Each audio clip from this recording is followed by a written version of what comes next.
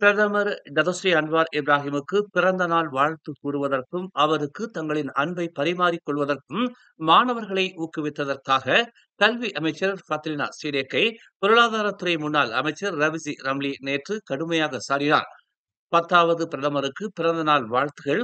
உங்களை நாங்கள் நேசிக்கிறோம் என்று சந்திப்பு நிகழ்ச்சி ஒன்றில் மாணவர்களிடம் ஃபத்ரினா கூறுவதை சித்தரிக்கும் காணொலி ஒன்று பரவலாகிக் கொண்டிருக்கிறது.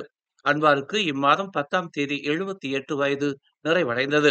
பள்ளிகளில் அரசியலுக்கு இடமில்லை என்று நேற்று திட்டவட்டமாக அறிவித்த ரவிஜி, குழந்தைகளின் கல்வியுடன் தமது சொந்த அபிலாசைகளை ஃபாத்ரினா பிணைத்துக் கொள்ளக்கூடாது என்று வலியுறுத்தினார். அன்வாருடன் பாசம் கொண்டவராக இருந்து அவருக்கு தமது விசுவாசத்தை புலப்படுத்த விரும்பினால் ஃபாத்ரினா ஒரு எளிதான அறிக்கையை வெளியிட்டால் போதுமானது. அதில் மாணவர்களை சம்பந்தப்படுத்த வேண்டியதில்லை என்று தமது எக்ஸ் தள பதிவில் ரவிசி குறிப்பிட்டுள்ளார். இதர தலைவர்களுக்கு விசுவாசத்தையும் பாசத்தையும் காட்டும்படி எதிர்கால கல்வி அமைச்சர்கள் தங்கள் மாணவர்களை வலியுறுத்துவதற்கு இது ஒரு முன் உதாரணமாக அமையலாம் என்று அவர் சுட்டிக்காட்டினார். எனவே இத்தகைய நிகழ்வுகள் நடக்கக்கூடாது என்றும், அரசியல் கருத்துகளையும் தனிப்பட்ட கருத்துகளையும் தெரிவிக்க பள்ளிகளை ஒரு தளமாக பயன்படுத்தக் கூடாது என்றும் அவர் கூறினார். கட்சியின் மூத்த தலைவர்களில் ஒருவரான ஃபாத்ரினா கல்வியை அரசியல் மயமாக்கி வருவதைக் கண்டு தாம் வெட்கப்படுவதாக அவர் குறிப்பிட்டார். பள்ளிகளில் அரசியல் செய்யக்கூடாது என்று இதர அரசியல்வாதிகளை குறை கூறும் உரிமை இனிமேல் PKR உறுப்பினர்களுக்கு கிடையாது என்றும் அவர் திட்டவட்டமாக தெரிவித்தார். பிரதமர் அன்வார் இப்ராஹிமுக்கு எதிராக முன்னாள் பிரதமர் மகாதீர் தொடுத்துள்ள அவதூறு வழக்கை புதிய நீதிபதி ஒருவர் செவிமடுப்பார் என்று தெரிவிக்கப்பட்டுள்ளது. அடுத்த வாரம் இவ்வழக்கை செவிமடுக்க உள்ள நீதித்துறை ஆணையர் ஜகாரா உசேன் இந்த விவகாரம் குறித்து இரு தரப்பினரிடமும் தெரிவித்துள்ளார் என்று அன்வாரை பிரதிநிதிக்கும் வழக்கறிஞர் அலீஃப் பெஞ்சமின் சுகாய்மி குறிப்பிட்டுள்ளார். இந்த விசாரணையை இம்மாதம் 18ஆம் தேதி முதல் 20ஆம் தேதி வரை நடத்த நாள் குறிக்கப்பட்டுள்ளது. இவ்வழக்கை செவிமடுப்பதற்கு பணிக்கப்பட்டுள்ள 2வது நீதிபதி ஜகாரா என்பது குறிப்பிடத்தக்கது. இதற்கு முன்பு நீதிபதி ஜம்ஹீரா அலி என்பவர் அந்த பொறுப்பை ஏற்க பணிக்கப்பட்டிருந்தார். ஆனால் சம்பந்தப்பட்ட வழக்கறிஞர் ஒருவர் ஜம்ஹீராவின் குடும்பத்தினருக்கு உறவினர் என்பதால் அப்பொறுப்பிலிருந்து ஜம்ஹீரா விலகிக் கொண்டார். கடந்த 2023ஆம் ஆண்டு மார்ச் 18ஆம் தேதி நடைபெற்ற PKR மாநாட்டில் மகாதீரை இன வெறியர் என்றும், பிரதமர் பதவியில் இருந்தபோது தமது குடும்பத்தினரை பணக்காரராக மாற்றியவர் அவர் என்றும் அன்வார் பேசியதாக கூறப்படுகிறது.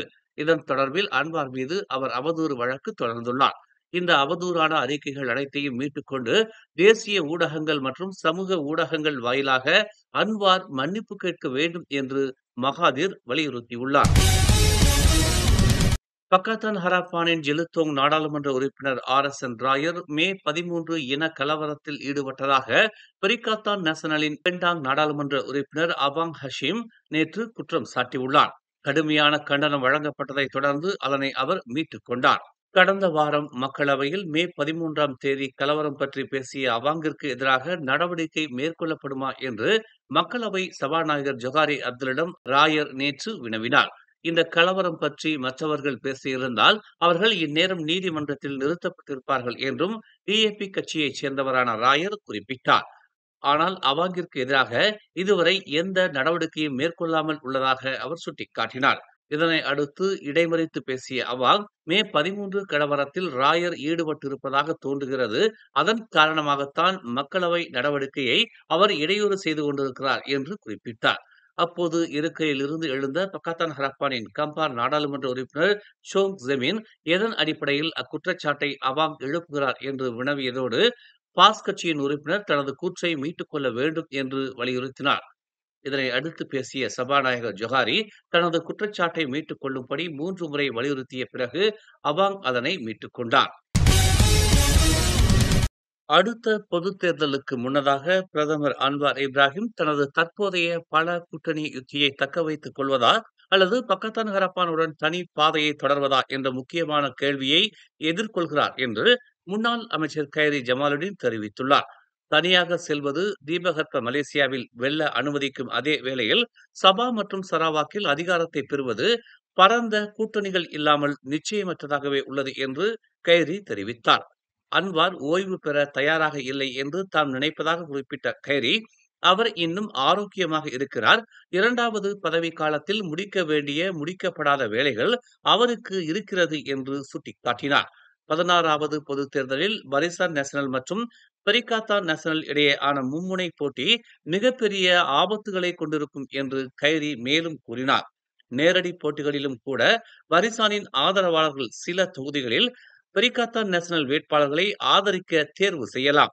குறிப்பாக டிஏபி கட்சியுடனான தற்போதைய சூழலை கருத்தில் கொண்டு அவ்வாறு நடக்கலாம் என்று அவர் கூறினார். பாஸ் மீதான எதிர்ப்பால் உந்தப்பட்ட பக்கத்தான் ஹரப்பான் வாக்காளர்கள் பெரிகாத்தான் நேஷனலை விட பரிசானுக்கு வாக்குகளை மாற்ற அதிக விருப்பத்துடன் இருக்கலாம் என்று கைரி சுட்டிக்காட்டினார். அடிமட்ட உறுப்பினர்களிடையே நெருக்கமான உறவுகள்தான் இதற்கு தீர்வு என்று அவர் கூறினார். அடிமட்டத்தில் பல நேரங்களில் நேரடி உறவுகள் இல்லை. எனவே அவர்கள் எதிரிகளை போன்றவர்கள். அங்குதான் வாக்கு பரிமாற்றம் ஒரு பிரச்சனையாகிறது. அதில் செய்ய வேண்டிய பணிகள் ஏராளம் உள்ளது என்று அவர் கூறினார். நாட்டின் முதல் மல்டி மாடல் AI மாடலான இல்மு 1.0வின் அறிமுகத்துடன் மலேசியாவின் டிஜிட்டல் மாற்றம் இன்று ஒரு பெரிய பாய்ச்சலை எடுத்துள்ளதாக பிரதமர் அன்வார் இப்ராஹிம் தெரிவித்துள்ளார்.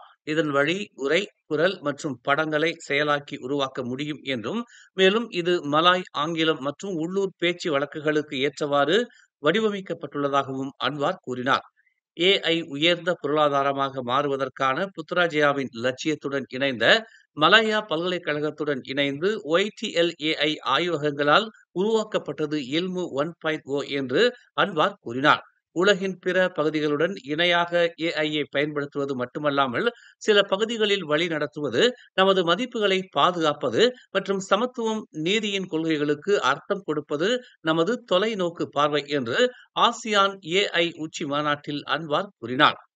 மல்டி மாடல் AI மாதிரி என்பது உரை, படங்கள், ஆடியோ மற்றும் வீடியோ போன்ற பல வகையான தரவுகளில் இருந்து தகவல்களை ஒரே நேரத்தில் புரிந்து கொண்டு செயலாக்க வடிவமைக்கப்பட்ட ஒரு செயற்கை நுண்ணறிவு அமைப்பு என்பது குறிப்பிடத்தக்கது. மேலும் செய்திகளை தெரிந்து கொள்ள தமிழ் மலர் நாளிதழை பாருங்கள்.